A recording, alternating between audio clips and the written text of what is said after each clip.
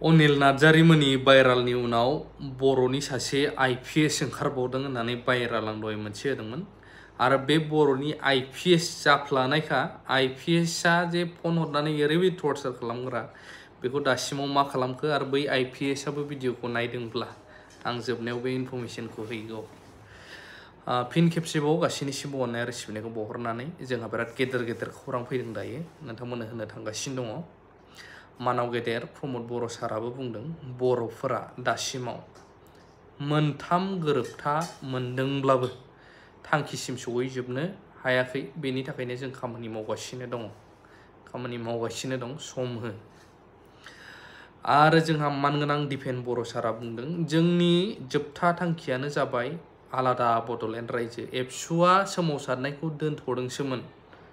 जिरायथ'दों नोंथांमोना गोबाङा जों मिथिखायो खोनाबोबाय थादों दा फिन बहाय मोनसे होबावबाय बुंग्रोदो सोर नोंथांमोना एबार आलादा रायजोनि थाखाय सोमावसारफिननो ओंखारनो रेडि बर'लेण्ड दाबिनि थाखाय अन्नानै कमेन्ट खालाम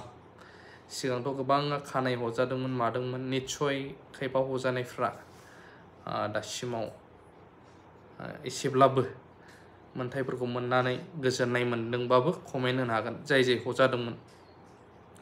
दा बहाय मोनसे बाइट होबावदों जोंहा मानगोनां दिपेन बर' सारा फैगौ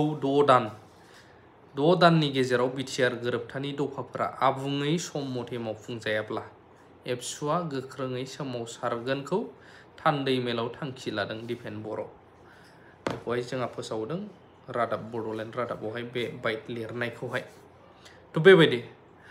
आं दिपेन बर' सारनि माखासे बाइटखौबो नोंथांमोननो होनानै होगोन माब्रै मा जागासिनो दङ निस्सय नायजोबाबा बुजिनाय नङा नायजोबनानैसो कमेन्ट हो बिनि उनाव इलेक्सनाव सोर पार्टि फैगोन बायदि आं बेखौबो नोंथांमोननो क्लु हिसाबै फोरमायगासिनो दं बिनि उनाव मेन खौराङाव थांगोन गेरेमसा माहारि दानायनि जि सिमां बे सिमांखौ जों मालाबा बावाखै आरो बावनायनि खोथा गैया जेराव नोङो समस्ति बांहोनायनि बाथ्रा पावार एन्ड फांसन बांहोनायनि बाथ्रा इनस्टिटिउसन गायसननायनि गेजेरजों आबुं आरो रोखा महर होनानै जोंनि जोबथा थांखि आलादा रायजोसिम थांनायनि जि मोनसे स्ट्राक्चारेल जि मोनसे एरेन्जमेन्ट बे एरेन्जमेन्टनि एकर्ड इमप्लिमेन्टेसननि खामानिखौ जोङो दिनै मावगासिनो दङ दा बेखायनो दुलाराय बर' माहारिया माब्लाबाबो बावाखै जोंनि आल्टिमेट थांखिखौ नाथाय जोङो आगानसे आगाननै आगानथाम जों आवगायबाय आरो जोङो जोबथा थांखिसिम दिनै गणतान्त्रिक आरो राजनितिक जि मोनसे इनिसियेटिभनि गेजेरजों जोङो बेखौ मोनफुंनांगोन बेखायनो मुंख्लंफोरनि जि बेसेन गोसा जिउ बावसोमनाय बिथांमोननि जि बावसोमनायनि गेजेरजों जि मोनसे सिमां बे सिमाङा गोथां महरै जेब्लाबो थागोन आरो जोबथा थांखिसिम जोंनि हाबाफारिखौ मावलांनांगोन बे समाव दुलाराय बर' फरायसा आफादा जि मोनसे राजनितिक जि जार्नि जोङो गणतान्त्रिक माहारियारि फरायसा आफादब्लाबो राजखान्थियारि दाबि इस्युखौ लानानै हाबा मावनायनि बेलायाव राजखान्थियारि जि मोनसे इनिसियेटिभखौबो जोङो सम लाबोनो गोनां जादों 2020 सननि सान्थि सुक्तिनि उनाव मानगोनां प्रमद बर' बिथांनि टीमखौ दिनै काउन्सिलाव एकर्ड इमप्लिमेन्टेसननि सार्थआव बर' हारिनि सार्थआव जोङो बेयाव बिथांमोनखौ माने पावाराव लाबोदों 2021 सनाव आसाम बिधान सभायाव 8 जन MLA देरा होनानै दिनै दुलाराय बर' फरायसा आफादा आसाम एसेम्ब्लियाव आसामनि बे रायजोनि जि पलिटिक्स आरो जाति दानायनि पलिटिक्सखौ बर' हारिनि पलिटिकेल बर' हारिनि सार्थआ जाहाथे बेयाव बांसिन मर्यादा मोनो बेखौ खामानि मावनो थाखाय जोङो देरा होबाय बिनि उनाव राज्यो सभायाव 2022 आव जोङो MP मोनबाय मानगोनां रोनगोरा नार्जारि बिथांखौ जों आसाम बिधान सभायाव मन्त्रि मोनबाय मानगोनां उरखाव गोरा ब्रह्म बिथांखौ आरो जोंहा 7 जन MLA आरो लोगोसेनो दिनै 2026 सनाव भारतनि जि जेनेरेल इलेक्शन बे बिसायख'थियाव जयन्त बसुमतारी बिथांखौ क'क्राझार 1 नम्बर ST लकसभा समस्तिनिफ्राय देरहासार होनानै 10 बोसोरनि उनाव बर' अनाबर' हिंसानि जि मोनसे थासारि दंमोन बे गासैखौबो डिफिट खालामनानै बर' मानसिखौ फिन रिगेइन खालामनानै फिन जोङो दिल्लीयाव दैथायहरनानै लकसभा आरो राज्यो सभायाव साफा दिनै MP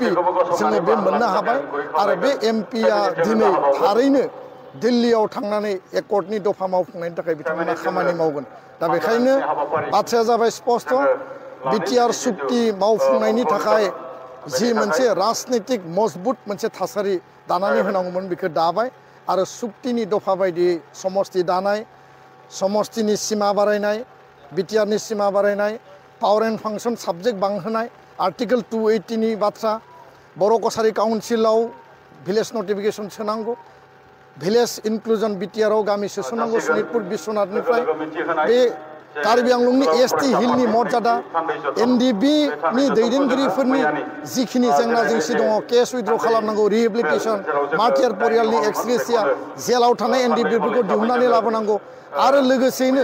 जोंनि इउनिभार्सिटि कलेज इनफ्रास्ट्राक्चार गायसननांगौ बिनि थाखाय दिल्लीयाव नरेन्द्र मदिखौ जोङो खावलायदों आरो जोंनिफ्राय थांनाय दैदेनगिरि बिथांमोना जाहाथे 100% खामानि मावनो हायो आरो मदि बिथांखौ खावलायदों जोङो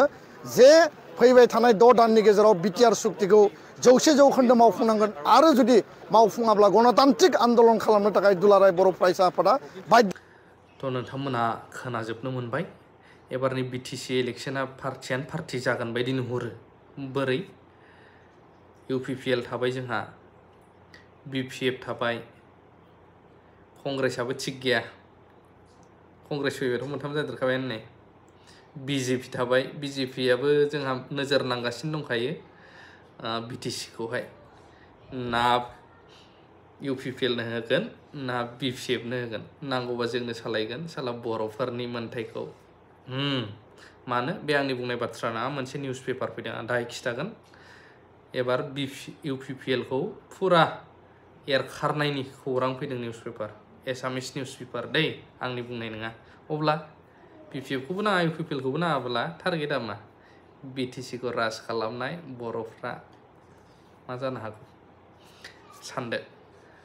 मा होनदोंमोन आङो इउपिपिएल बिपिएफ कंग्रेसआ थाबावो मोनथाम जाबाय नै आरो बिजेपि मोनब्रै जाखाबाय इउनाइटेड फराम अफ एक्स एनडिएफबिआबो क्लु होहांखाबाय मोनबा जाजेनखाबाय नै आरो बायसान्स जुदि एबसुनिफ्रायबो गेलेबावोब्ला एबसुनिफ्राय माखासे इन्डिपेन्डेन्टआनो हक मा हक 6था पार्टि जाखाबायानो नै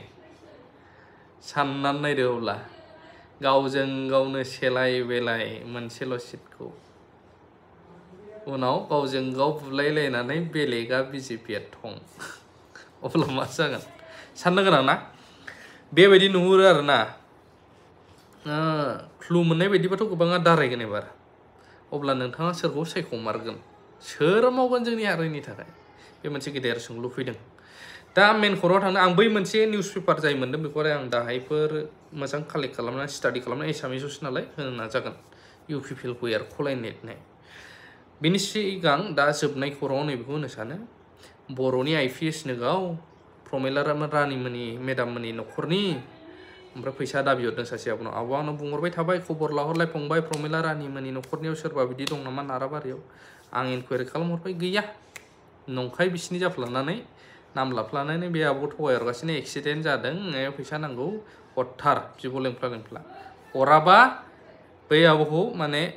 बिमा सानै गथ' एफा गिदिर गथ'नि बिमा जोंजोंनो समान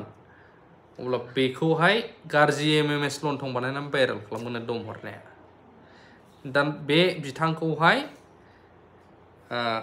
गसाइगाव पुलिस थानायावनो उफाय गैयैनि एजाहार बा केस हैनांगौ गोनां जाबाय थाबैनो हमजागोनखौ नुहुरो बेबायदि आरोना खौराङा बेखिनियानो थेंक इउ भेरि माच फर वाचिं लाभ इउ अल